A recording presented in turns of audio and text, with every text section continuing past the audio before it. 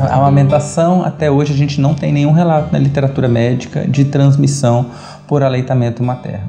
Então, com as informações que a gente tem até hoje, a gente não tem nenhuma evidência para contraindicar o aleitamento, e essa é a posição oficial das sociedades médicas envolvidas.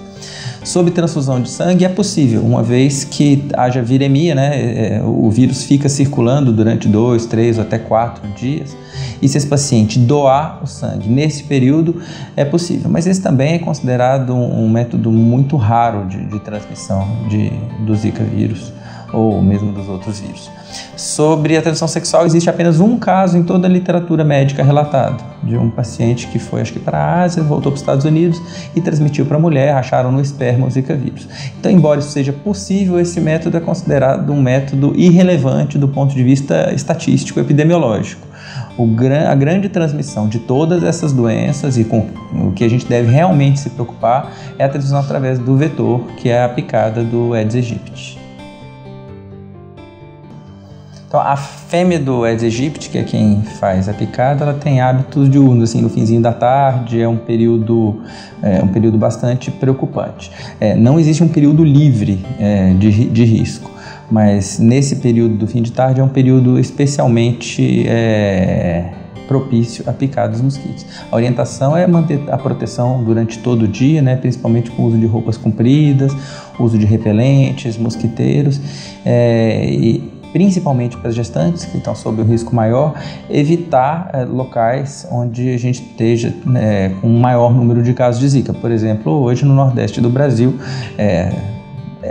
não seria contraindicado, mas teria que haver um cuidado redobrado nas gestantes que fossem se deslocar para essas regiões do país. Para as gestantes que já moram nessas regiões do país, o cuidado tem que ser redobrado para evitar a picada, principalmente no primeiro trimestre da gestação.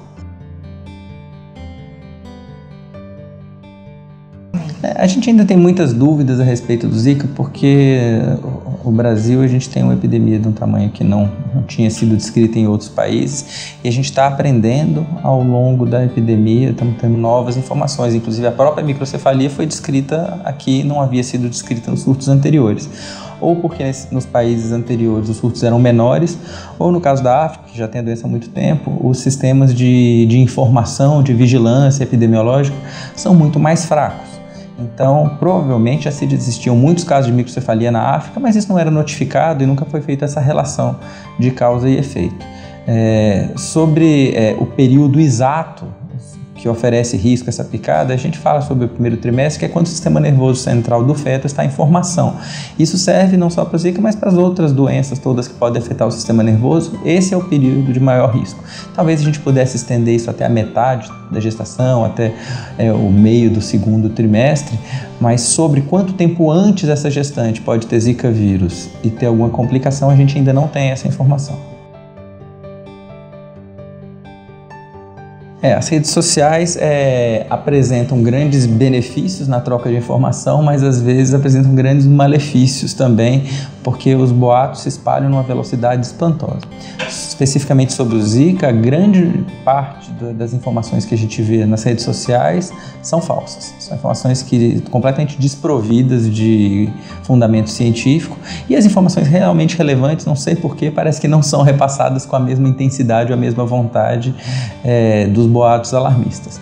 Essas informações que o Zika é uma doença muito grave, que pode causar sequelas neurológicas em idosos ou em crianças até 7 anos de idade, que as crianças entram em coma, não procede. O que acontece é que qualquer doença viral pode desencadear doenças neurológicas, como a síndrome de Guillain-Barré, que é uma doença neurológica bem conhecida há muito tempo, que não é um privilégio do Zika vírus. Dengue pode causar, vírus influenza pode causar, a varicela, que a catapora pode causar, diarreias virais ou bacterianas podem causar. Então a síndrome de Guillain-Barré é uma doença autoimune neurológica que pode ser desencadeada por qualquer infecção e não só pelo Zika vírus. O que o Zika vírus tem de especial é realmente esse acometimento das gestantes. Para idosos, adultos ou crianças, o Zika vírus dá uma doença muito benigna sem que isso seja motivo de grande preocupação.